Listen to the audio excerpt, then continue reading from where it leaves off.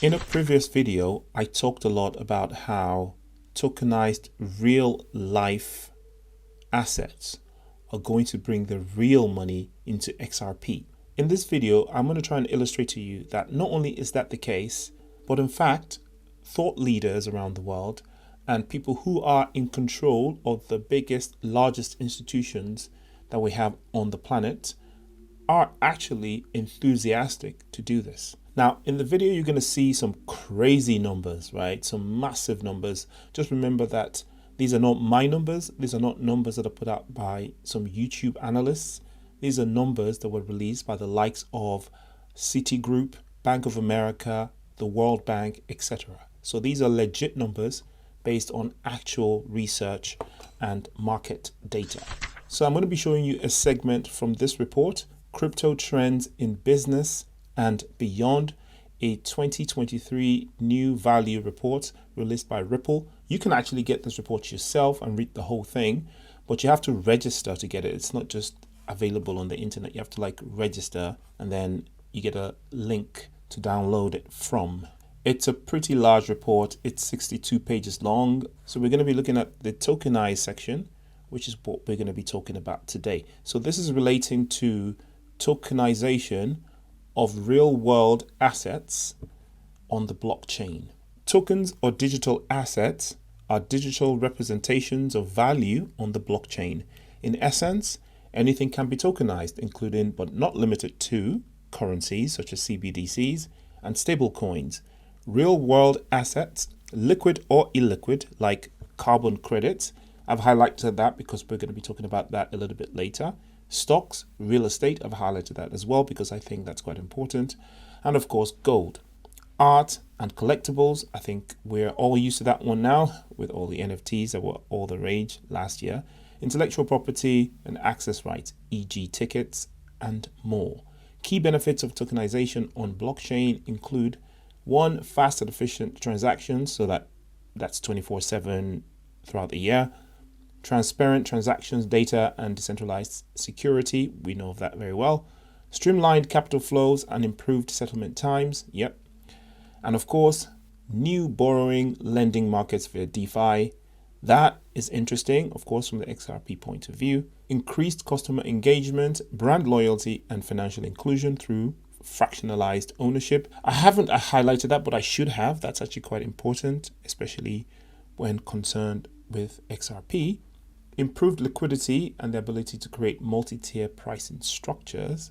On-chain compliance processes linked to a digital wallet or digital identity. As more and more assets are tokenized and additional use case for tokenization continue to be explored, tested, and developed beyond the simple JPEG, we are bullish on their future and broader business impact. Right, so there's a lot of highlighting going on next. Enter the crazy numbers. We're not alone in this sentiment. In fact, Boston Consulting Group, BCG, estimates the tokenization of global illiquid assets to be a 16 trillion business opportunity by 2030. Now, that's just absolutely crazy. Now, we're talking about the illiquid assets, not everything. This is just the illiquid portion of the assets that are available waiting to be tokenized. And this is by 2030. That's just 7 years from now. I mean, 2030 might seem like a long time, but consider it was just 2012, like yesterday, and now we're in 2023. 7 years, that's absolutely nothing. That's 1.5 cycles of Bitcoin from now. That's crazy. So we're talking about not the next bull run, 24, 25, but the following one. We could see an injection of $16 trillion into tokenization, and at that point XRP could be a major blockchain that everyone is using for that very purpose. Bloomberg estimates there's roughly 4 trillion locked in private equity and real estate. Now, my previous video addressed real estate, especially in China. Now, I suppose this is in the United States. We're looking at about 4 trillion locked in private equity and real estate that are potentially prime for tokenization for the blockchain.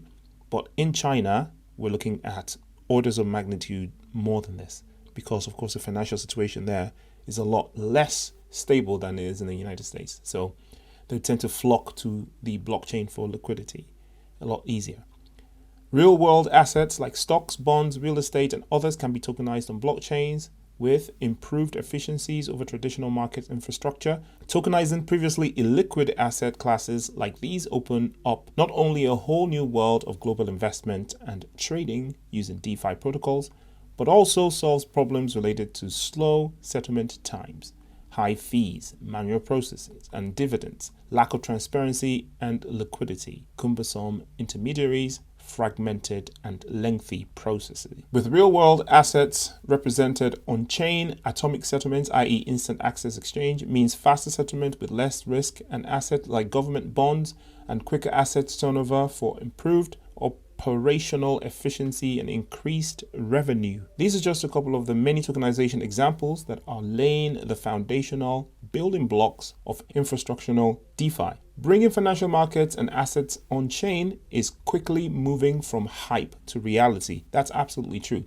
Just a couple of years ago, if you talked about digitizing people's homes, even now, after my video that I uploaded previously, I had someone leave a comment saying, yeah, sure, maybe next century. But unbeknownst to them, it is something that is already happening as we speak.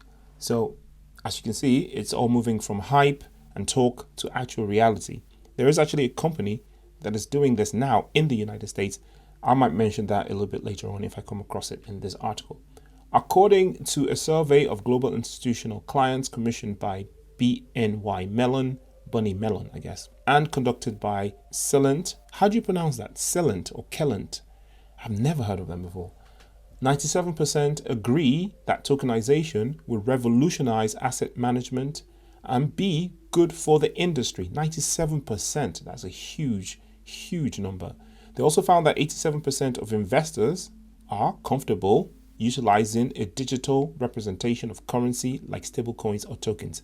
So that is a huge sign that we are ready for mass adoption when that number is comfortable with at least using digital currencies. Because, this time, just 2 to 3 years ago, people weren't really as comfortable as they are now to work with digital currencies for so many reasons: privacy, security, etc.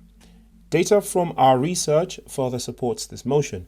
When asked about levels of confidence in tokenized assets, CBDCs, stablecoins, and cryptocurrencies, so those are the three compartments that they've divided these digital currencies into, compared to traditional currency, also known as fiat, to meet their business needs, interestingly enough, respondents select they are very or extremely confident almost evenly across the board. So people are saying, compared to fiat, people are very confident or extremely confident effectively to switch to CBDC, stablecoins, and cryptocurrencies from fiat. That's an incredible stat. And I'm actually quite surprised by that, to be honest. So in spite of the year that crypto had in 2022, confidence in the technology has not seemed to wane too much, especially considering traditional currency actually ranked lower than cryptocurrencies. That's an astonishing statement. So even with all the FTX, the Luna crash, the crashes and hacks and all the terrible stuff on the news and the downturn and the bear markets, people are still very confident and very happy to use digital currencies. So that has had almost no effect on people's perceptions of crypto. That's amazing. The majority, 72% of finance decision makers, expect to explore tokenization as a way to drive innovation over the next 3 years, especially those at financial institutions who currently have or are in process of implementing a cryptocurrency solution at their organization. Okay, look at this beautiful number. So to recap, this is how much has been estimated to be locked in illiquid assets that can be tokenized. $16 trillion. Just let that sink in for a little bit. That's huge.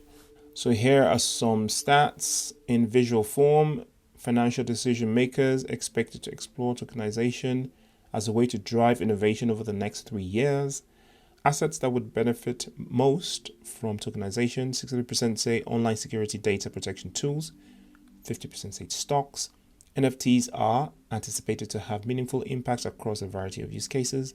Financial institutions Public stock trading, 82%, and private share trading, 82%. Metaverse, 67%, and access to events, experiences, 51%. So that's using NFTs as tickets to get into events like, football or basketball or amusement parks, etc. Or even like concerts.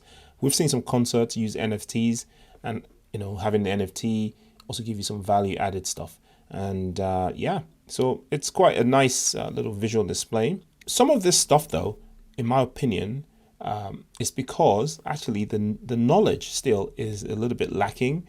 So some of these NFTs and cryptocurrencies are still being associated with things like fintech, digital banking.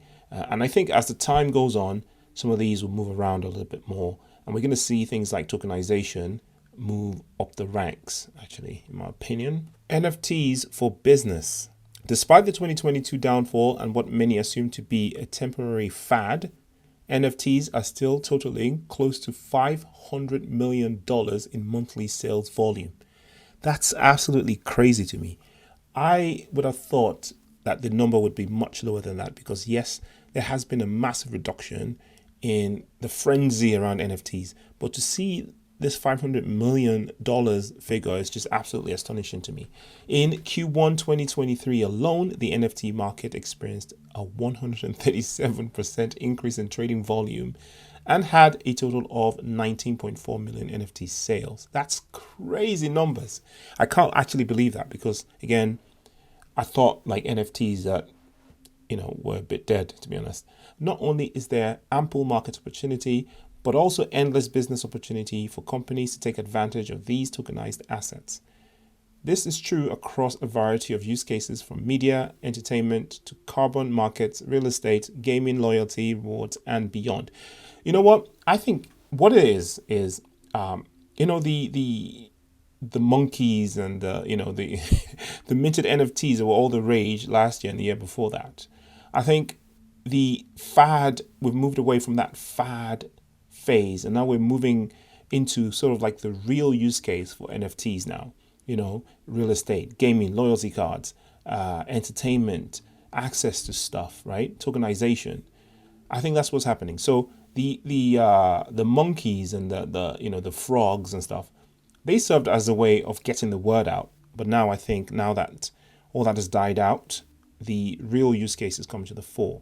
In fact, some of the world's best known brands are using NFTs as their entry point into Web3. That's true, including the likes of Tiffany & Co., Nike, Budweiser, Starbucks, is also joining the Web3 movement through the launch of their new NFT loyalty program as a way to promote the brand, improve customer engagement and experience by offering members the ability to buy digital collectible stamps that are minted as NFTs on a blockchain. Consumers are granted access to new immersive experiences and online communities, and in turn sees increased loyalty and dedication to the brand.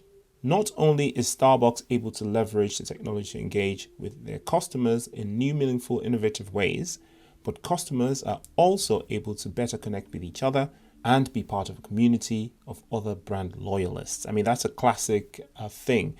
In a way, like NFTs were built for these loyalty programs because these loyalty programs have been around since God knows how long. Those little stamps you can get in the coffee shops. You drink 7 coffees, you get 1 extra. NFTs were built for this. Card collection, loyalty cards. It's an absolutely perfect real world utility use case. Another area of business innovation using NFTs is related to the tokenization of real estate. Now, I highlighted that because that is related to my previous video, and it is one that I think is going to be absolutely colossal, guys, when this gets started. Look at this, i.e. mortgages. In February 2022, a home in Tampa, Florida, was recorded as the first in the United States to be sold as an NFT on a blockchain, facilitated by the Web3 property technology company Propy. I'm going to do an entire video on Propy. I've been looking at them, and it's actually quite interesting what you can do with their platform. So I'm going to do that video when I get the time. Companies like Propy are leveraging the power of blockchain for easier, faster, and more secure real estate transactions, resulting in powerful advantages for both business and consumers by solving real-world problems in the real estate industry around processes, efficiency, and transparency of ownership confirmation. Interested buyers can quickly and easily view prior owners' tax records, pricing history, etc. on an immutable ledger. Homebase, a crypto startup, tokenized a single-family rental property in McAllen, Texas, on the Solana blockchain, and real estate investors purchased the NFT for that much. Okay, so basically, they've sold a house for that much, and they've minted an NFT, which the real estate investors purchased. The home was tokenized on Solana via a smart contract tied to an NFT. Because Solana supports the stablecoin USD coin, USDC, this enabled fractionalized ownership, that's also quite crucial, of the property amongst various real estate investors, where users could quickly and easily purchase a portion of the property's value in a single click. Now, for the guy that left me the comment in my previous video saying, fractionalize, selling shares of his home, this has already happened effectively, as you can see, in 2022. Of course, this happened on the Solana blockchain because, of course, in 2022, XRP and Ripple were still locked in the lawsuit by the SEC. So companies like this just basically were looking the other way to implement things like this because they weren't clear on XRP's status. But now that XRP is free to do whatever it wants effectively, stuff like this could completely happen on the XRP ledger. Because, for instance, as you can see, they had to tokenize on the Solana blockchain, but they had to implement the fractionalized ownership using USD coin. So they had to have Solana and a stable coin. However, on the XRP ledger, XRP is all you need. Fractional ownership of real estate via NFTs is driving greater financial inclusion by making property ownership and equity stakes more affordable and accessible for more people. Real estate tokenization projects are bringing more players into the market, more assets on chain, including Solana, XRP Ledger, Ethereum, and others. To increase liquidity and simplify the home buying, selling, and renting process with secure, verifiable transactions, automated processes, and fewer intermediaries. So this is going to absolutely change everything when you can just get online and buy property or portions of a property on the blockchain and just be done with it. The contract already has everything you need. It has all the legal requirements, all embedded already in the contract, the history of the property, immutable, so it's open, secure, and without corruption. Real estate agencies and property management companies are able to generate more demand for the listed home. In the case of the house in Florida, for example, which sold for approximately 210 Ethereum, the online auction for the NFT drew nearly 3,000 bidders. That's amazing. So rather than have you sitting there not being able to sell your house, you have people who can buy it locally or internationally, because again, not everyone that purchases would necessarily want to live in it. They might just want to flip it on the blockchain.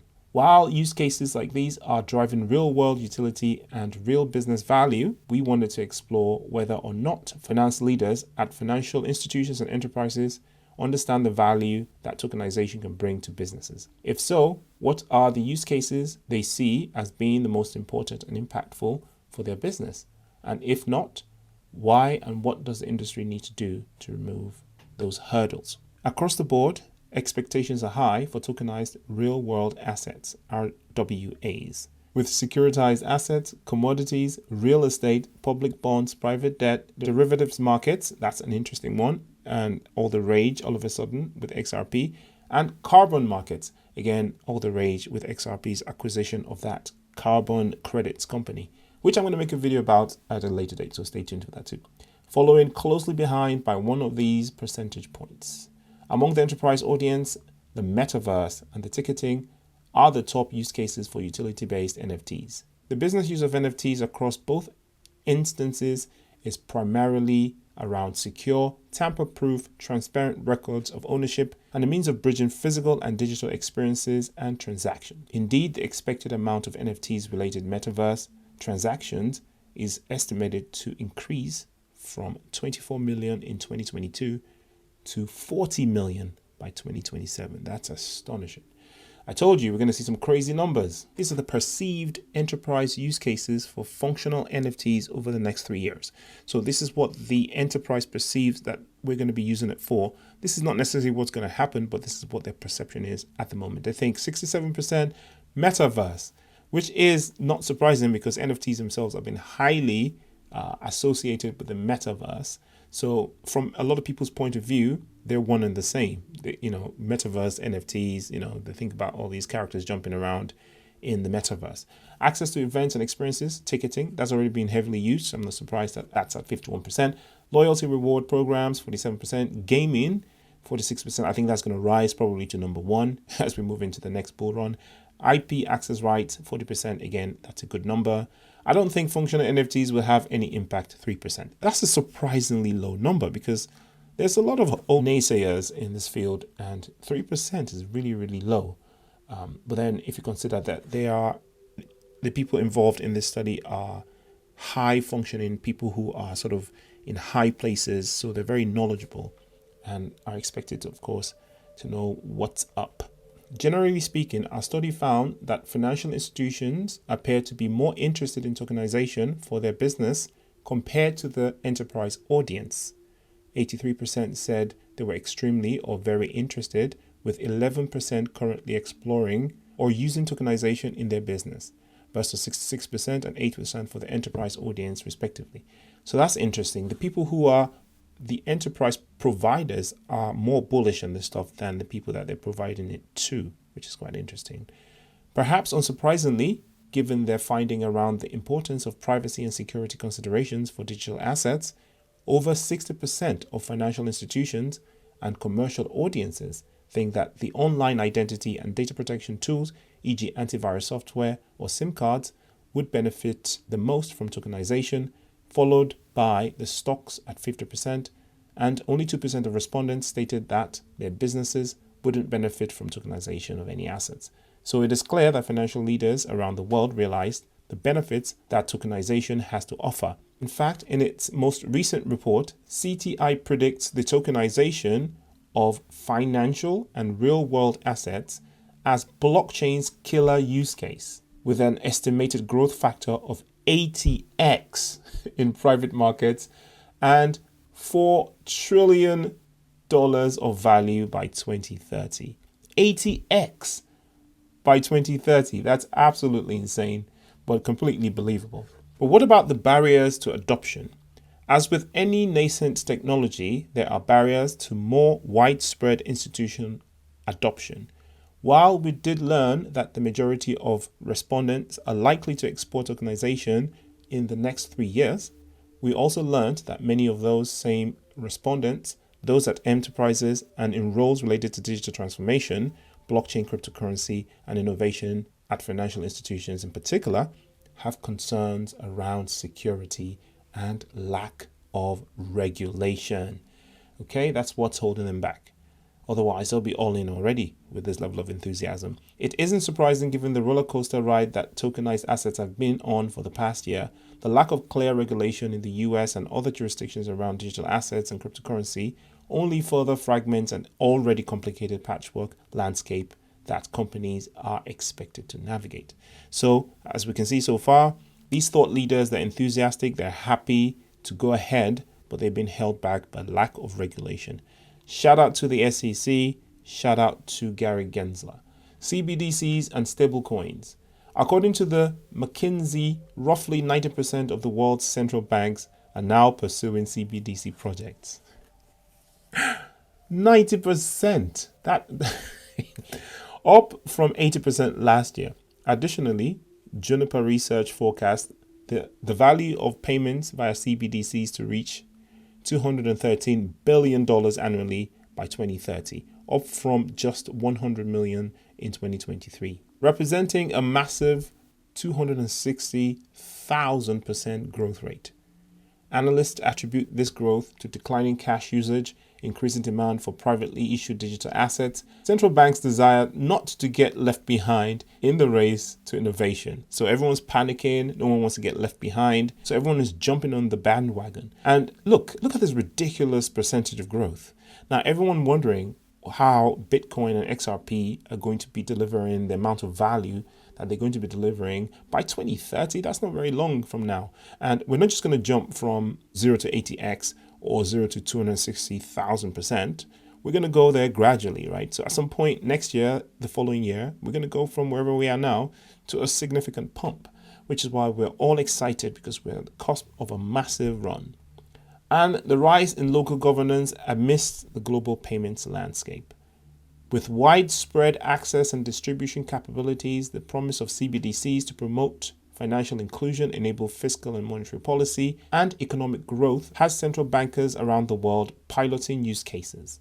Over 120 countries, large and small, are now exploring CBDCs at varying stages of development. That's a lot of countries. This represents over half of the world's countries and more than 95% of the global GDP. My goodness. China is the furthest along. Exactly. As I keep saying, China is where the money is going to come from. With their digital yuan, or their ECNY, with other explanatory projects like a digital euro, digital pound, digital rupee, and digital dollar, among many others, also ongoing.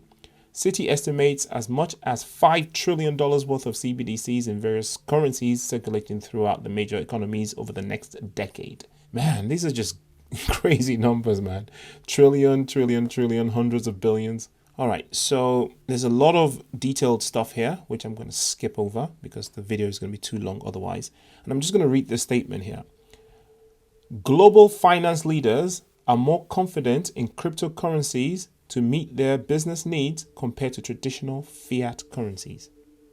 That is an astonishing statement. Global finance leaders are more confident in cryptocurrencies to meet their business needs compared to traditional fiat currencies. That is because these people have been experiencing the ridiculous inflation and incompetence of those that handle the fiat scam that we currently spend. See these infographics down here, yeah? So what this is the perceived impact over the next 3 years of CBDCs, stablecoins, impact on finance, impact on society, impact of business. You can see most people think there's going to be a significant impact, and a lot of people think there's going to be a massive impact.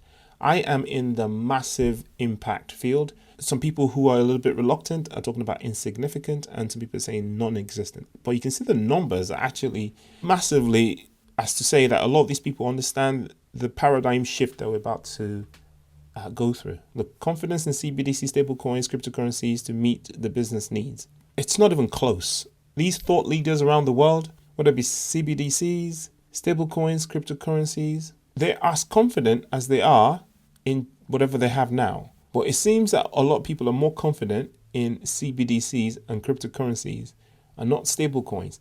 I suspect that people just don't know what stablecoins are. I think people just think cryptocurrency, Bitcoin. So this is kind of skewed at the moment. I think as people get more knowledge about what's a stablecoin, what's a CBDC, what's a cryptocurrency, again, some of these lines will shuffle around a little bit more.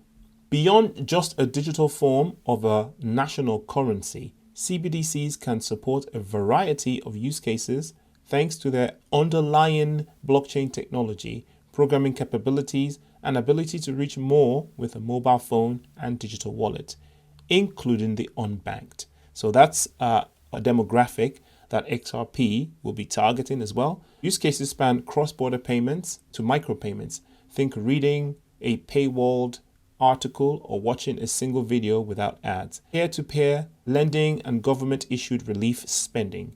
And because they represent digital forms of national, i.e. fiat currency, we believe they are poised to have an extremely powerful impact on economies the world over, particularly those countries where the current payment infrastructure is ripe for innovation.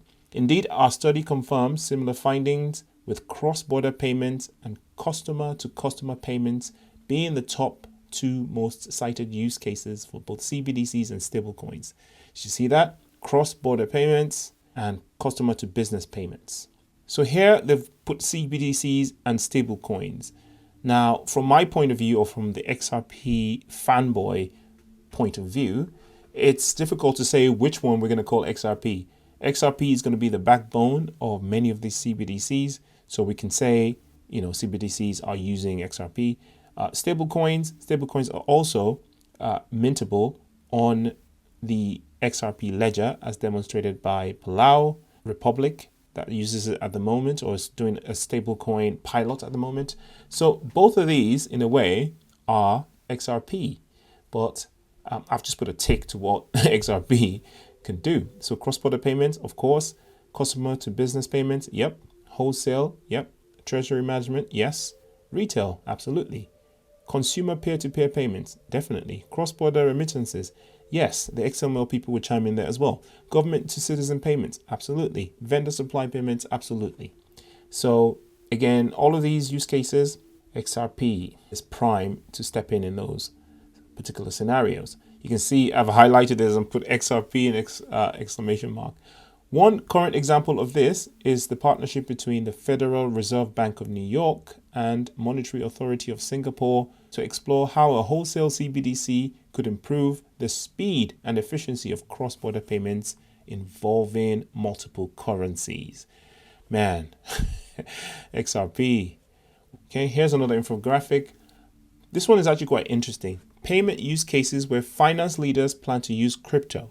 So basically, they've asked them about CBDCs, cryptocurrencies, and stablecoins. Those are the three divisions that they've put them in, the three categories. And these thought leaders basically rated how much I'm going to be using each for each function, right? So accepting payments in the form of crypto, CBDCs at 69%, cryptocurrencies at 60%, stablecoins at 54%.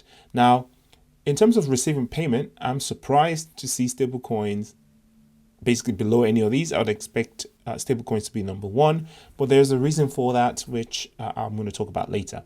Payroll, distribution. You can see it's always CBDC first, crypto second, stable across the board, right? And then just the percentages vary, right? Payroll and distribution, accepting payments in front of crypto, making domestic payments in the form of crypto, making cross-border payments in crypto, which I've put a little arrow here because that's, of course, XRP, XML, yada yada, enabling customers to accept crypto payments.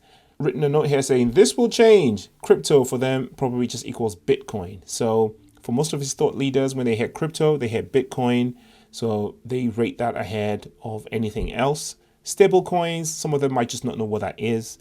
Of course, stable coins are 100 times better than Bitcoin for payments purposes. I would not like to pay for stuff in Bitcoin. I'll happily pay in a CBDC or stable coin.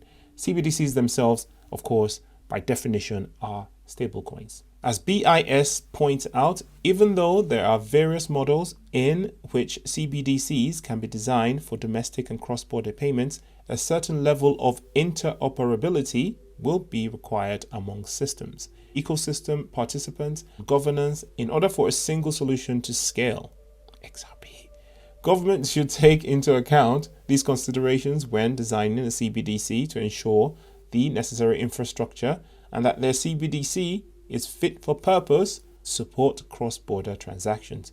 When exploring which digital currency respondents would use for different payments-related use cases, CBDCs ranked highest across the board compared to stablecoins or cryptocurrencies like BTC, ETH, XRP, Binance Coin, Litecoin, Cardano, Lumens. This makes sense given the trusted nature of institutional banking partners with legally backed reserves, insurance protections, and established relationships.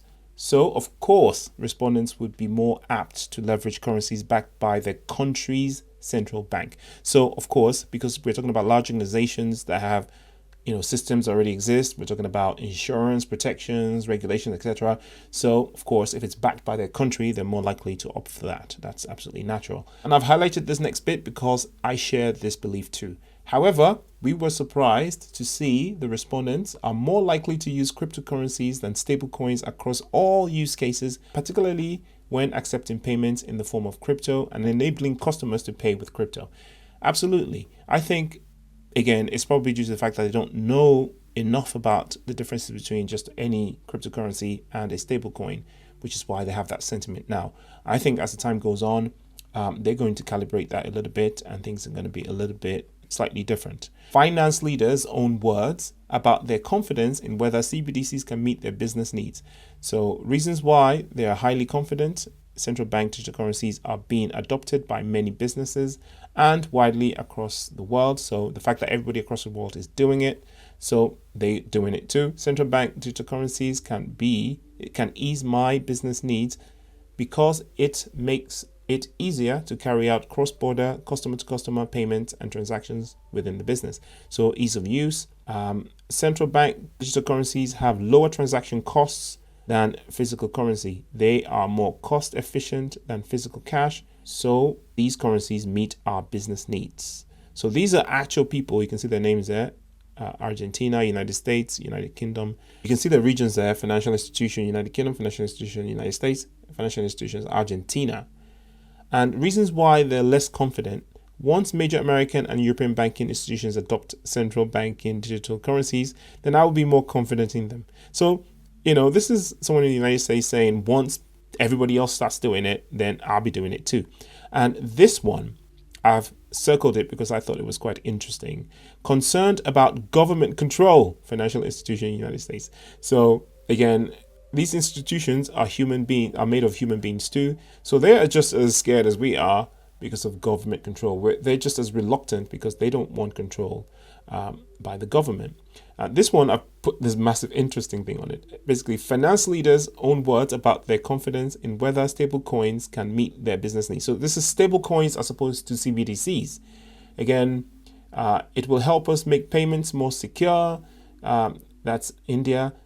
It is a common medium of exchange that can easily be used in cross-border transactions. That's Singapore. A stablecoin can be more useful in lowering risk than other cryptocurrencies. Financial institutions, that's Japan, so they're concerned about the risk and volatility of normal cryptocurrencies. But reasons why they're less confident: stablecoins aren't commonly used, so most of our customers won't understand it. That's South Africa. So they're saying that in South Africa, stablecoins aren't well used and some of the customers won't understand it, so they're not as confident as they should be, which is quite interesting. I'm willing to bet that that's not particularly accurate. And then it goes on and on about, sustainability, what do commercial banks think, yada, yada, yada. And then this case study here is one that I've made a video about in the past. Palau case study. Ripple is working with the Republic of Palau on a pilot of a stablecoin pegged to the US dollar, as that is the currency they use, leveraging blockchain technology. Palau stablecoin will benefit citizens by offering secure, anonymous transactions in less than 3 seconds, accelerating payments and minimizing energy usage and the overall carbon footprint associated with payments. In working with Ripple on the Palau stablecoin, it's expected that Palauans will be able to purchase goods from participating local shops and conduct local transactions and make mobile payments using the country's stablecoin. With the sustainability as a guiding principle, they chose to build their stablecoin on the XRP ledger, the first major blockchain to be carbon neutral, using its native digital asset XRP, which was purpose-built for payments and doesn't require mining, to provide a fast, low-cost, sustainable solution that's better for businesses, consumers, and the environment. I've only taken one section out of about 10 different sections in this report. Again, you can get this report on Ripple's website, but you have to register to receive the whole report. The whole thing is actually quite interesting. It opens your eyes a little bit more into the innards of XRP and what they're actually working on. When you do this level of research and you read this much about what's actually going on in the field, you're less likely to be impulsive and care so much about the ups and downs of the XRP price. Fun fact, as I was making this video, actually, XRP took a little bit of a dump, like in real time. But, again, I'm not that bothered because I understand that in the long run, XRP is going to win because of the amount of work that they're putting in. And the cryptocurrencies that build in the down market, they're the ones that really shine when the market turns up the right way. Not financial advice. Do your own research, and I'll see you in the next video. Peace.